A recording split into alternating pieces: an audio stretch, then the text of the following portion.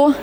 हमने एक मुर्गी भी खानी होती है ना, जो लोग थोड़ा अफोर्ड कर सकते हैं, जिनको न्यूट्रिशन की थोड़ी समझ आना शुरू हो जाती है, अंडा मुर्गी, वो उसमें भी कोशिश करते हैं कि फ्री रेंज एग्स चाहिए। मैं खुद बड़ी एफर्ट करके फ्री रेंज एग्स ढूंढती हूँ, एट टाइम्स नहीं मिलते हैं। फ्री रेंज मुर्गी चाहिए, लेकिन अपने बच्चों को हम फ्री रेंज बच्चे रेस करने के बजाय हम उनको केजेस में बंद कर देते हैं। आप लिटरली एग्जाम्पल लेके देखें, एक ऐसा बच्चा है जो वाइल्ड में घूम फिर रहा है, जो अपनी मर्ज़ी से चल फिर रहा है, एक्सप्लोर कर रहा है, एंजॉय कर रहा है, पार्क्स में जा रहा है, फूल तोड़ रहा है, उसको सूंघ रहा है, उसको स्मेल कर रहा है, घास के ऊपर लेट रहा है, पत्थरों के ऊपर चल रहा है, फ्रीली एक लाइफ को एक्सप्लोर कर रहा है। और एक दूसरे बच्चे की मिसाल लें जो 2.5 साल का है, 3 साल का है, 3.5 साल का है, 4 साल का भी मैं कहती हूँ, और वो एक आर्टिफिशियल लाइट में दिन के